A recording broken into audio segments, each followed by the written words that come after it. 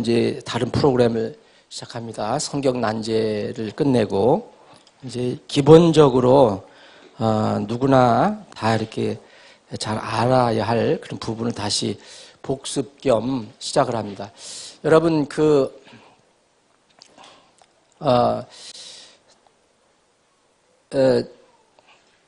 내 방에 가면 내 책상에 이거 제자의 길 그 프린트된 게 남은 게 있어요. 가지고 오세요. 그리고 여러분 지난주에서부터 계속 말씀드렸는데 이번에 그 자료는 한 페이지가 아니에요. 이제 책으로 앞으로 나올 거기 때문에 많아요. 그래서 제가 참석하실 분들을 이름을 적어달라고 하는 이유가 그거예요. 그냥 많이 해놓고 버리면 안 되잖아요. 그래서 꼭 참석하실 분들을 이 이름을 적어달라고 했던 거예요. 근데 4명인가 적어 놓으셨더라고. 그래서 지금 오늘 지금 적어 놓으시면 다음 주부터 이렇게 낭비 안 되게 한두 부 여유 있게 하는 건 좋은데, 적어 놓으시면은, 유인할 때 도움이 될 것입니다. 원래 이 자료는, 전에 우리가 당산동에 있을 때, 교회에 있었을 때, 혹시 오늘 자료가 부족하시면 아이들하고 같이 보시고 어른들 중심으로 오늘 보시면 되겠습니다. 다음 주에 더 복사할게요. 당산동 교회에 있을 때 저거 어떻게 뭘 좀 지들러 놨으면 좋겠네, 문을.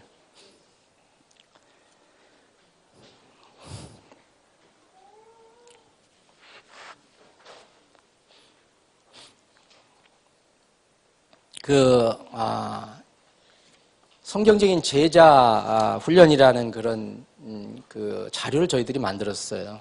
미국의 트리니티 침례교회 자료가 좋다 그래서 우리가 입수를 해서 그것을 번역을 해서 일부 사용을 했는데 공식적으로 교회에서 교육은 하지 않았어요. 우리 성도들이 참고로 하고 했는데 이 자료를 우리 자매에서 이렇게 자매 성경 공부 자료를 활용했었어요. 모두 좋다 그러고, 그래서 또 이번에 난제가 끝나고 난 뒤에는 모든 성도들이 기본적으로 우리가 공부를 할 필요가 있겠다. 여러분이 모르시는, 대부분 여러분들이 이 내용을 아신 걸 거예요. 그렇지만 이거는 남을 제자화할 수 있는 또 그런 자료거든요. 내가 알아도 다른 사람을 어떻게 제자화시킬 것인가, 어떻게 다른 사람들이 가르칠 것인가, 이거에 또 요령이 없을 수도 있어요. 그래서 이건 내가 다 아는 건데 그렇게 생각하지 마시고, 내가 이걸 아는 거지만 어떻게 다른 사람에게 전해주고 가르쳐줄 수 있을까, 그런 자료로 좋은 거라고 생각해요. 그래서 지금 이 책을 만들려다가 우리가 공부하는 과정에서 혹시 보완할 내용이 생기면 더 보완해서 마지막으로 이제 책을 만들고, 그때는 이제 앞으로 우리 교회 새로 오는 분들한테 여러분들이 얼마든지 이걸 가지고 훈련을 시킬 수 있고, 또 여러분들도 자료로 삼을 수 있도록 그렇게 하려고 합니다. 그래서 제가 이렇게 만들어 보니까 여러분들 혹시 보완할 자료가 있다든지, 아니면 이거는 이렇게 고쳤으면 좋겠다든지, 이건 이런 보완이 있었으면 좋겠다 하는 것이 있으면 여러분들이 하시래도 말씀하시면 보완을 하겠습니다. 그래서 이 공부하는 이 프로그램의 제목은 성경이 가르치는 제자의 길, 이렇게 삼아봤습니다. 제자의 길을 우리가 어떻게 갈 것이냐. 오늘 자료, 여러분 이게 굉장히 많아요. 오늘 이거 40분 동안에 이거 다 할 수 없어요. 그래서 제가 대략 내용만 말씀드리고, 오늘 1강은 못 할 것 같아요. 이제 우리 오늘 준비하는 내용을 한번 살펴보겠습니다. 여러분들 3페이지 보시면, 원래 이 목차는 트리니티 베프티스트 교회에서 만들었을 때는 16강으로 돼 있었어요. 근데 제가 우선 급하게 한 강을 더 집어넣고 17강으로 만났는데, 우리가 이제 공부하면서 또 이 항목은 우리가 기본적으로 알 필요가 있다, 아니면 앞으로 우리 새신자들에게 공부를 가르칠 필요가 있다, 여러분들이 있으면 이야기를 하시면 여기다 더 추가를 하겠습니다. 근데 사실 오늘 새신자들이 와야 되는데 새신자들은 거의 안 오셨네. 그게 필요한 건데, 지금. 이게 오후에,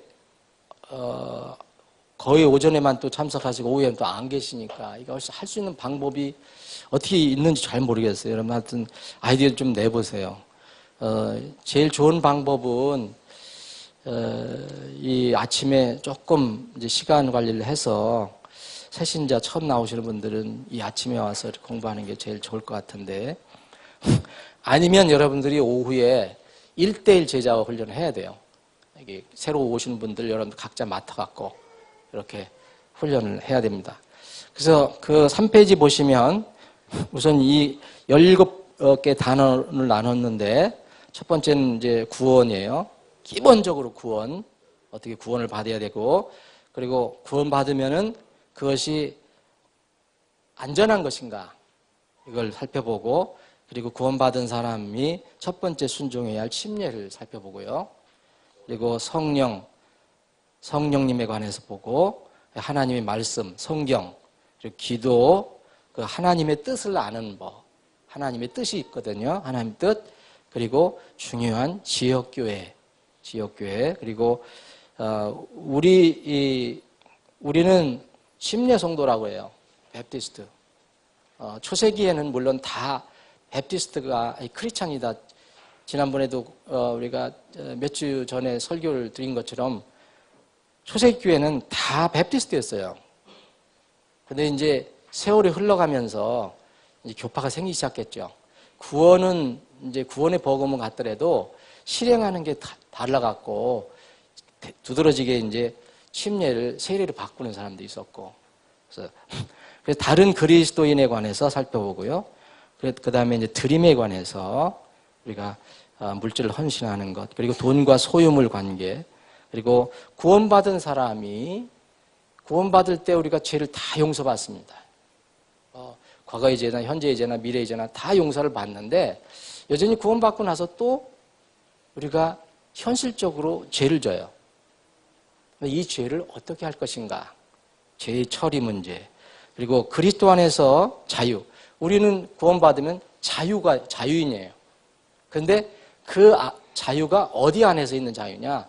예수 그리스도 안에 있는 자유라는 거죠. 그 부분을 살펴보고요.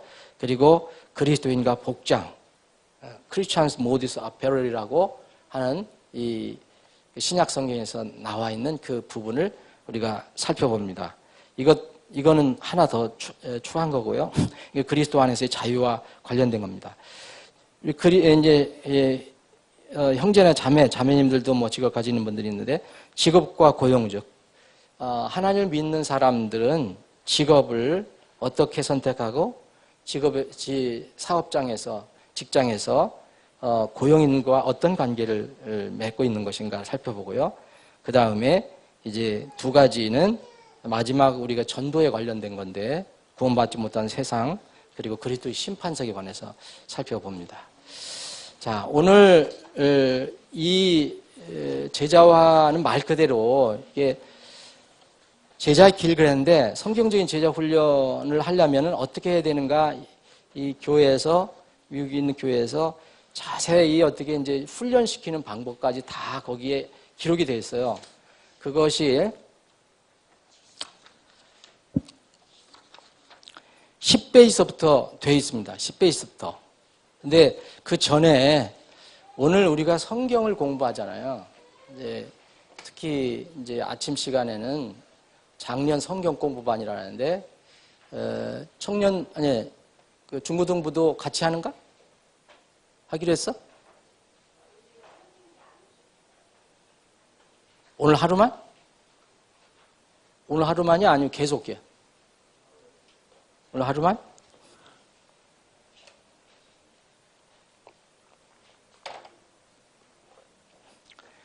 중고등부도 그러면 중고등부나 청년들도 그럼 이걸 가지고 공부하는 게 좋을 것 같아요. 따로 하는 것보다. 어른들 다 기본적으로 공부해야 되니까. 자, 이 4페이지를 보시면 자, 우리가 성경을 공부를 하는데 제자 훈련이라는 건 성경을 가르치는 거예요. 다른 뭐 군대 가서 뭐 PT 체조를 하고 유역 훈련을 하고 그런 훈련이 아니에요. 이건 순전하게 하나님 말씀을 가지고 훈련시키는 거예요. 그럼 결국은 우리가 흔히 얘기하는 성경 공부예요. 성경 공부. 성경 공부는 어떻게 해야 성경 공부가 되는 것이냐. 그래서 제가 수년 전에 정리했던 거를 여기 실어놓으면 좋을 것 같아서 여기다 정리를 해놨습니다. 그래서 오늘 우리가 성경 공부를 어떻게 했냐. 이 제자 훈련뿐만 아니고 이 자매 성경 공부도 마찬가지고 형제 성경 공부도 마찬가지고 가정에서 하는 성경 공부도 마찬가지고 어떤 성경 공부든 두 사람 이상 모여갖고서 성경을 공부하는 거는 이런 방법대로 해야 된다라고 제가 정리를 해본 겁니다. 이건 제 생각이 아니라 성경에서 제시한 것을 정리한 겁니다. 그래서 성경 공부는 말 그대로 성경에서 제시한 방법대로 하는 성경 공부여야 돼요. 세상에서 정리된 그런 시스템으로 하는 게 아니라 성경에서 제시한 대로 하는 성경 공부. 성경 공부라는 것은 오늘 아마 이 시간, 이걸 가지면 거의 시간이 될 것 같습니다. 여러분 한 40분 정도 하는 거기 때문에 아침에 집중해서 이게 자매님들은 이걸 가지고 2시간을 공부하더라고요. 우리 화요일마다 모여서 하는데 한 단락 가지고 우린 그럴 시간이 없으니까 응축해서 할 테니까 이렇게 신경을 써주시면 좋겠습니다.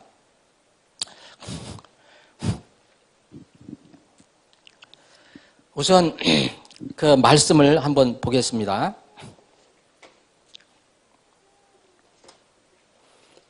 사도행전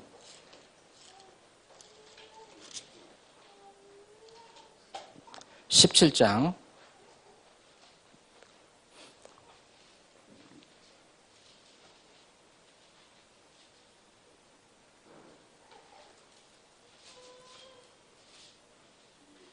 10절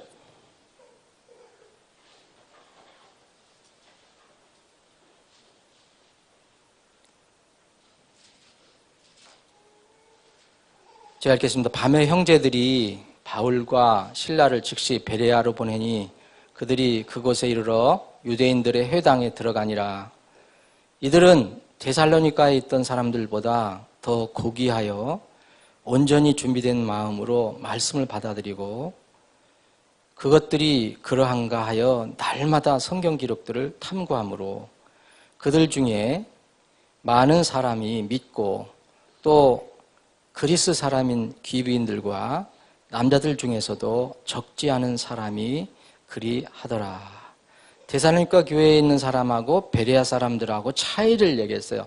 여기에 성경 공부하는데 중요한 그 포인트를 얘기하는데 성경 공부할 때는 그냥 이렇게 흘려드릴 그런 각오, 그런 태도로 하면은 아무 소용이 없어요. 이건 시간 낭비예요. 그래서 이 베레아 사람들은 온전히 준비된 마음으로 말씀을 받아들였다 그랬어요. 온전히 준비된 마음이 중요해요. 그리고 그것이 그러한가 또 자기가 복습을 하는 거예요. 날마다 성경 기록들을 탐구함으로 말씀을 들었어요. 그럼 그러한가 성경을 찾아보는 거예요. 이런 태도가 굉장히 중요하고요. 데살로니가 전서 2장 2가지 중요한 성경 공부하는데 원리가 여기 나옵니다. 데살로니가 전서 2장. 그런데 지금 성경 공부는 성경은 하나님께서 영감을 주셔서 기록하게 하신 거예요. 그럼 성경의 저자는 성령 하나님이에요. 하나님이세요. 그래서 하나님이 가르치시는 것이 최고죠. 그분이 저자니까. 그런데 하나님 지금 직접 가르치지 못하잖아요. 그러니까 사람 교사를 통해서 가르쳐주는 거예요. 그럼 사람 교사를 어떻게 생각해야 될 것이냐. 2장 13절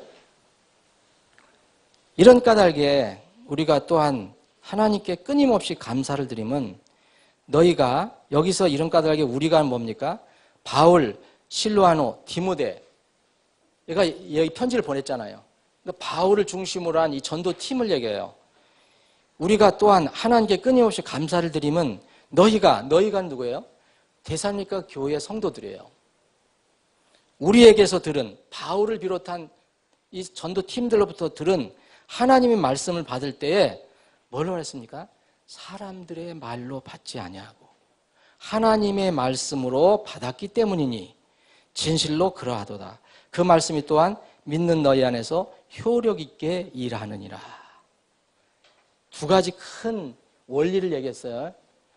여러분들이 설교를 들을 때나 성경을 공부할 때나 전하고 선포하는 사람이 말이 어둔하고 좀 능숙하지 않더라도 그것이 분명히 성경에서 나온 분명한 말씀이라면은 사람의 말로 받으면 안 돼요. 이 데살로니가 교회 성도는 어떻게 받습니까? 하나님의 말씀으로 받았기 때문에 큰 효력이 있게 된 겁니다. 이 두 가지를 이 성경을 공부할 때 이 원리를 한번 생각하면서 공부를 하시면 좋아요. 그래서 그것을 근거로 해서 이 성경대로 공부하는 방법을 정리를 해본 겁니다. 자, 성경 공부라는 건 뭐겠어요? 지금 성경 공부입니다.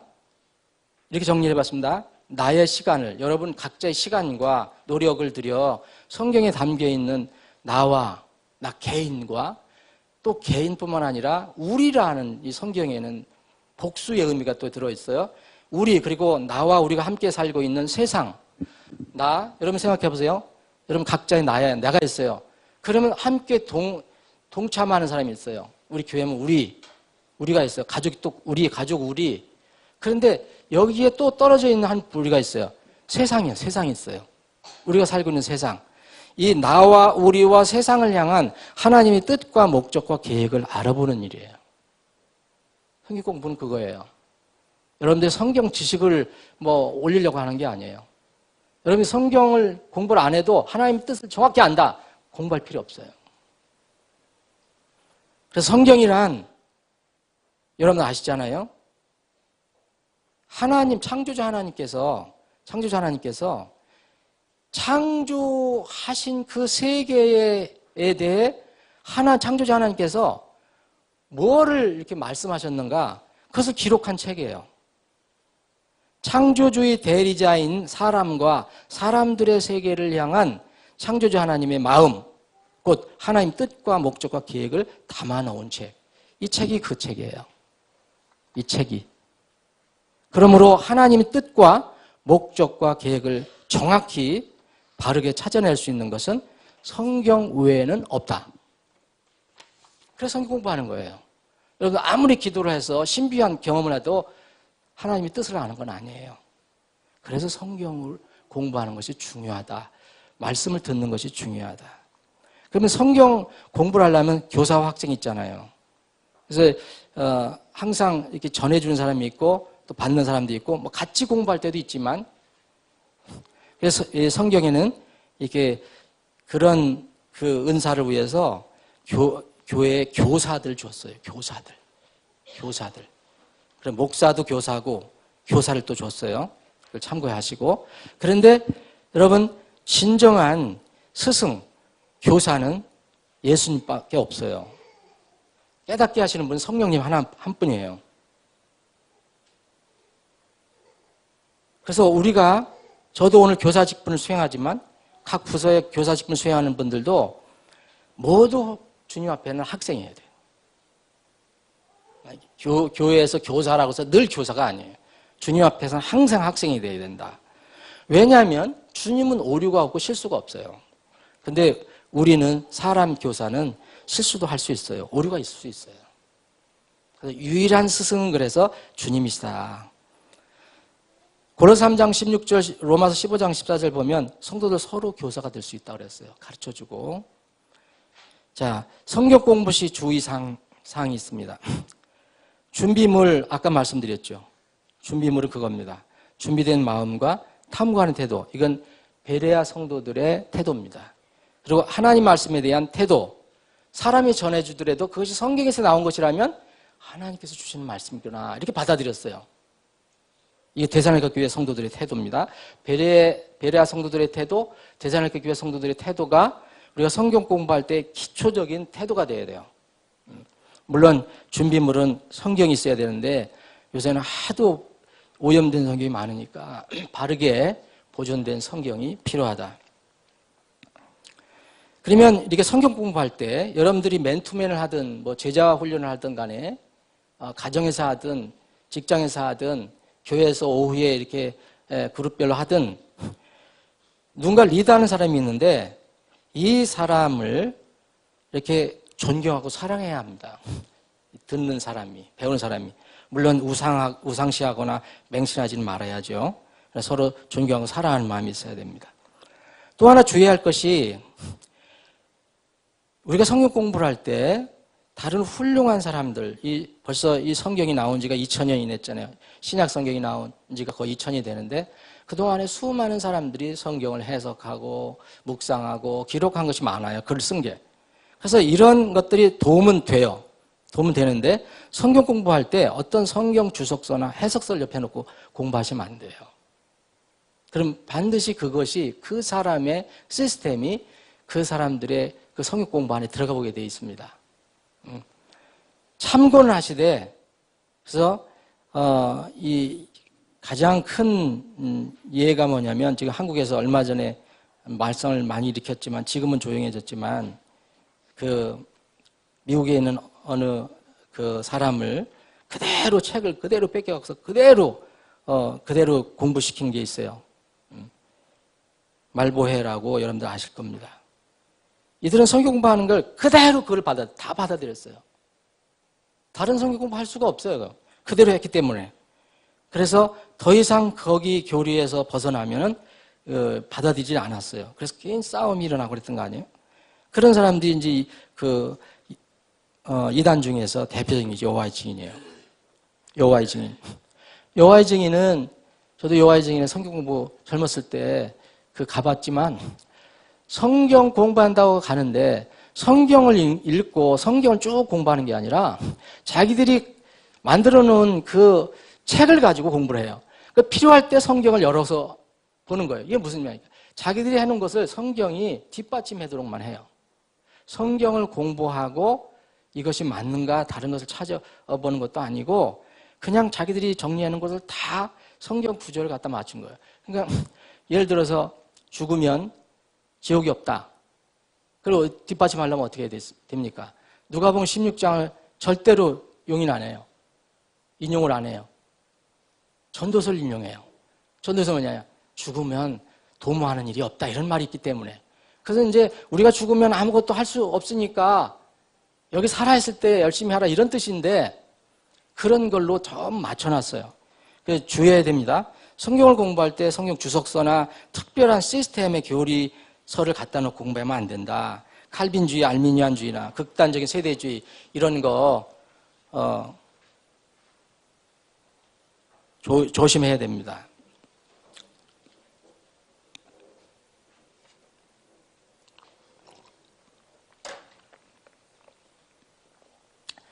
자, 또 하나 여러분들 거기 이제 5페이지 보면 성경을 통해서 우리가 분명히 하나님의 뜻과 계획을 알 수 있어요. 알 수 있는데 모든 것을 다 이해할 수 있는 것은 아닙니다. 여러분들이 원하는 것을 다 이해할 수가 없어요. 이거는 우리가 겸손하게 인정을 하고 들어가야 돼요. 이사야서 55장 8절 9절, 로마서 11장 34절 대표적인 구절인데 우리가 하나님의 길을 다 몰라요. 성경은 일부만 알려주는 거예요.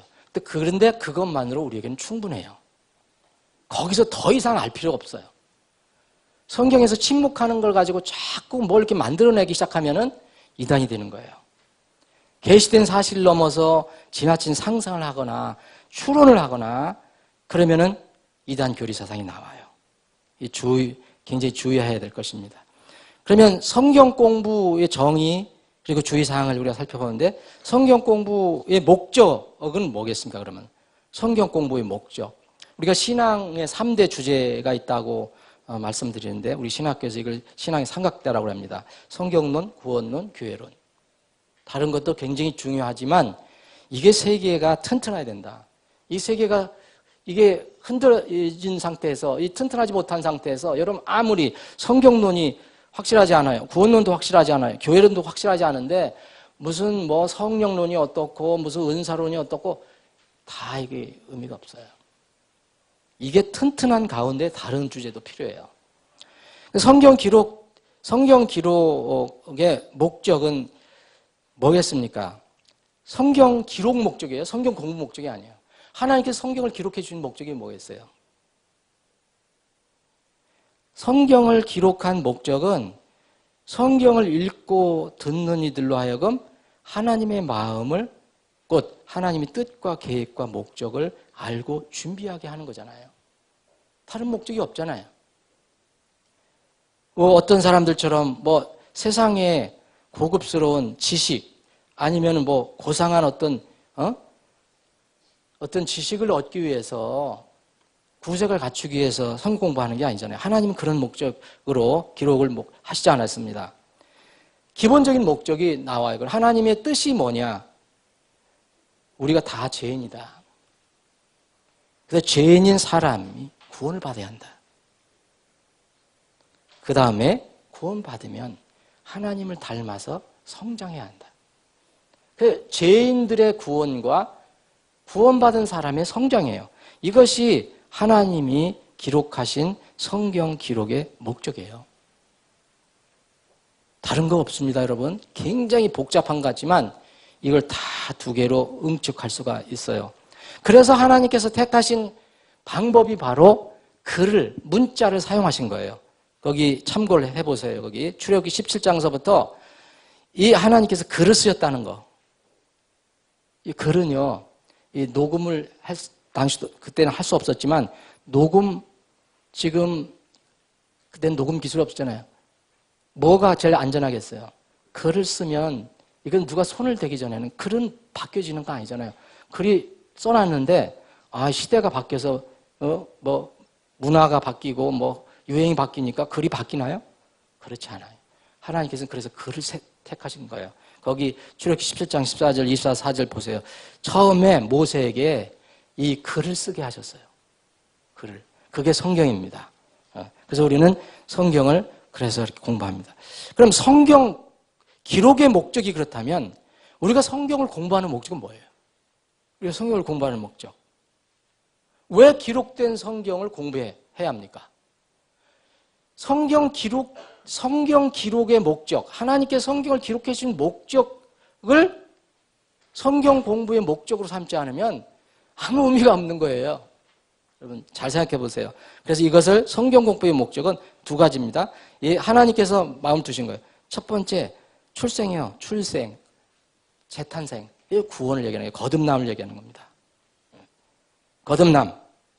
그리고 두 번째는 말씀드린 대로 성장이에요. 자라남이에요. 이게 성경이 다 그 내용이에요. 모든 내용이 다 그거예요. 자, 그러므로 만약 하나님께서 성경을 기록해 주셔서 우리에게 주신 목적과 사람이 성경을 공부하려고 하는 목적이 일치하지 않으면 성경 공부는 무익합니다. 그 의미가 없어요. 그 왜 해요? 성경에 저자는 하나님인데 저자는 목적을 이렇게 두고 했는데 사람이 엉뚱한 방향으로 공부하면 무슨 의미가 있어요?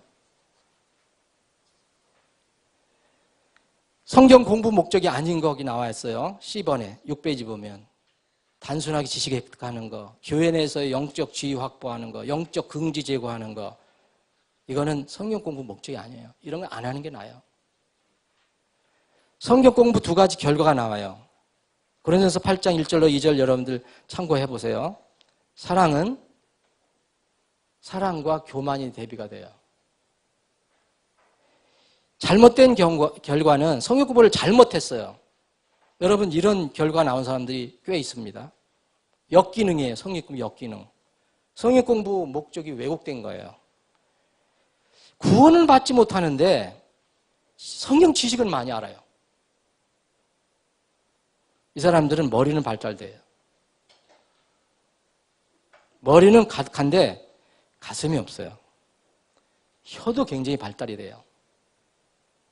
그런데 손발이 없어요. 섬김이 없어요. 그리고 잘못된 성경 공부의 결과 하나님의 사랑, 공의, 은혜의 흠집을 내게 하는 독단적인 신앙체계를 세웁니다. 예를 들어서 여호와의 증인 같은 경우. 그리고 인본주의적인 사상이 생기게 돼요. 이건 성경 공부 잘못하는 겁니다. 왜냐하면 성경 공부는 하나님이 피조물인 우리 사람에게 이런 목적을 너희들이 알아라. 내가 이런 목적으로 성경을 기록했다라는 것을 아는 거거든요. 그럼 하나님이 하나님 되심하고 우리는 하나님이 아니다. 우리는 피조물이 피조물이다. 이런 것을 깨닫게 하는 건데 이거에 대해서 의심을 갖게 해서 하나님보다 인본주의를 내세우는 그런 사상이 나온다면 성경 공부 잘못하는 거예요. 그리고 이 성경 공부를 또 잘못한 결과는 뭐냐면 다 고백도 잘하고 뭐 내용도 맞는데 신앙생활의 열매가 없어요.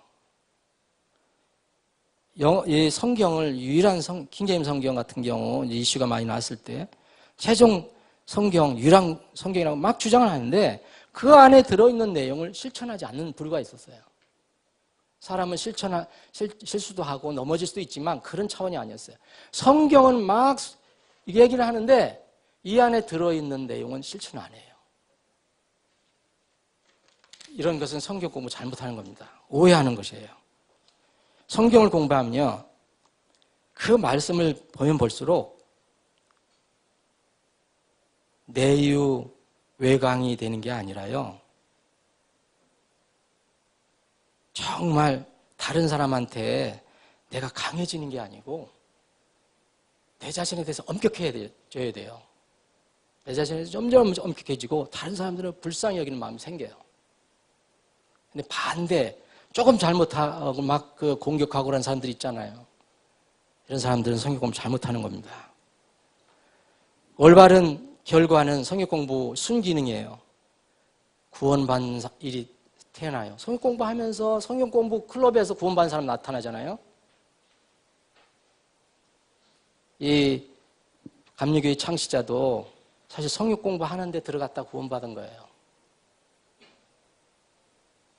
웨슬리도, 샤스 웨슬리가, 요한 웨슬리가 이 재침례 성도들의 무리였던 그 무리가 모인 데 가서 로마서를 공부하는데, 강의하는데 겉으로 가서 그걸 듣고 구원받은 거예요. 그리고 성경 공부하면 할수록 하나님이 하나님이시고 나는 피조물이다. 피조물에 대한 믿음이 강해져요. 하나님의 그리고 자녀로서 잘 자라갑니다. 가슴은 뜨거워지고요. 머리는 차가워집니다. 그리고 입술은 부드러워지고 손발은 굉장히 부지런해져요. 이런 열매가 서서히 나타나요. 성경 공부 열매를 보면 말씀을 사랑하지요. 하나님을 사랑하지요. 그리고 이뤄진 영혼, 지체, 그리고 주님 몸인 교회를 사랑하는 열매를 맺게 됩니다. 성경 공부에 대한 대단한 지식이 있는데 교회를 멀리하는 사람이 있어요. 이건 잘못된 거예요. 뭔가 잘못된 거예요. 기형적으로 큰 겁니다. 그래서 성경 공부를 여러분들이 혹시 하다가 이제 성경 공부를 하면서 돌아볼 시간이 필요해요. 어느 정도 하다가 만약 분명히 내 자신이 낮추어지고 다른 사람 더 이렇게 또 높여지고 예수님을 높이는 그런 변화가 있다면 계속 성경 공부를 할 필요가 있어요. 그런데 성경을 공부 안 해도 내 육신이 죽질 않아요. 다른 사람보다는 내 욕심이 생기고 이기적인 삶을 벗어나지 못해요. 그러면은 성경 공부를 일단 중지해야 됩니다. 그 문제가 무엇인지 한번 살펴봐야 돼요. 다시 사실은 십자가 밑으로 한번 들어가 봐야 돼요. 자, 거기 뒤에 8절부터 8페이지부터 9페이지까지는 이 성경 공부에 관련돼 갖고서 제가 옛날에 썼던 글을 하나 올려놨거든요. 오늘 한번 읽어보세요. 시간 관계상 다 이렇게 말씀을 못 드리겠는데, 이 성경을 공부하면요, 분명히 여러분 기쁨이 있어요. 왜냐하면 소망이 거기 있기 때문에. 그런데 또 눈물이 있습니다. 아픔이 있어요. 그 뭐 여러분들이 눈물을 흘리든지 안 하든지 그런 상관이 아니라 뭔가 좀 안쓰러운 게 있어요. 왜 그런지 아시죠? 우리가 공부하는 성경 대언의 말씀 안에는 이 밝은 미래가 있어요. 근데 또 공존하는 게 있어요. 굉장히 절망적인 운명이 공존하고 있어요. 그러니까 밝은 미래를 보면 기쁨이 있어요. 그런데 절망적인 그런 운명을 보면 절대로 그걸 보고 우리가 기뻐할 수 없어요. 그래서 성경 공부는 정말 어떤 때 어떤 사람은 성경 공부하면서 울었다고 그러잖아요. 그 말씀이 너무너무 와서 감동을 줬기 때문에 우리가 성경을 공부하면서 무서운 형벌의 장에서 내가 탈출한 사람이라 그건 얼마나 기뻐하겠어요. 근데 그 무서운 심판의 자리에서 서게 될 불쌍한 영혼들을 우리가 생각한다면 우리 마음이 안쓰러울 수밖에 없어요. 잘 됐다, 고섭다 이렇게 하는 사람이 있어요? 그래서 성경 안에는 분명히 기쁨과 눈물이 있습니다. 또 하나는 뭐냐면요. 성경을 공부할 때 나 자신에만 적용해 볼 때 보면요. 영혼의 소망이 있는데 내 자신의 영혼의 소망이 있을 땐 기쁜데 내 육신의 모습이 그대로 다 나와요. 거기에 성경을 보면. 구약에서부터 신약까지 그 사건을 보면 다 나의 모습이 나와요. 그러면 이 육신이 얼마나 지독히 절망적인가. 이 영혼의 소망과 육신의 절망이 공존하고 있어요. 그때 기쁘기도 하고 또 눈물도 나오는 겁니다. 성경을 공부하면서 이렇게 분명히 내가 주님께 더 나아가게 되고 내 자리를 자꾸 비워드려야 돼요. 여지까지는 성경 공부하기 전에는 내가 꽉 차지하고 있었던 자리를 성경을 공부하기 시작하면은 점점 내 자리를 주님께 내어드리기 시작하거든요. 점점. 그런데 이게 쉽게 그냥 자동적으로 되는 게 아니에요. 여기서 막 스트러글이 있어요. 갈등이 있어요. 안 내주려고 그래요, 막. 그래서 이 성경 공부할 때 내가 주님께 자리를 내어드리는 것이 이렇게 자연스럽게 이루어지지는 않는다. 항상 갈등이 일어난다. 이것은 자연스러운 것이다. 자연스러운 것이다. 그래서 주님 말씀을 계속 살펴보면 주님께서 지혜를 주시고 능력을 주셔서 우리가 주님을 따라갈 수가 있게 됩니다. 여러분 뒤에 있는 거 잘못된 이 부분을 는 8페이지 그리고 9페이지 그 중간 부분까지 여러분 한번 읽어보시고요. 성경 공부하면서 변하지 않는 사람은 성경 공부할 필요가 없다. 계속 먼저 십자가 밑으로 먼저 가야 된다. 여러분들이 어디에 속한 사람인가 한번 적용을 한번 해보시기 바랍니다. 진리를 배우고 알면 그 진리를 실천한 사람인가? 우리가 진리를 따라서 예수님을 이렇게 섬기고자 할 때는 어려움을 겪을 수 있습니다. 그럴 때 우리는 어려움을 겪는다고 세상 명령 기준을 따라가는가 아니면 여전히 힘들고 때로는 어렵지만 진리의 말씀을 따라가는가? 여러분은 어디에 속한 사람인가? 말씀을 따라가는 데 속한 사람인가? 그리고 다른 사람, 불쌍한 사람들을 위해서 정말 눈물을 흘릴 수 있는 그런 사람인가? 아니면 완전히 눈물샘이 말라버린 사람인가? 이런 성경 공부를 통해서 이 성경이 가르쳐준 제자의 길을 공부하면서 여러분들에게 큰 영적인 복이 있기를 바랍니다.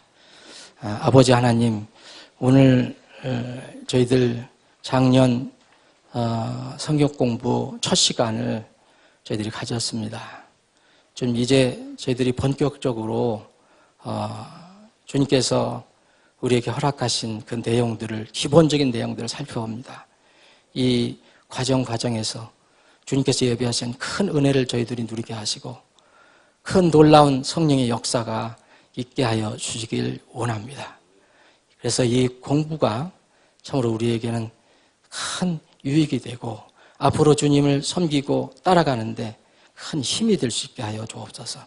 이 시간 이후에 진행될 모든 절차를 주님의 손에 의탁합니다. 거룩하신 예수님의 이름으로 감사하며 기도합나이다. 아멘.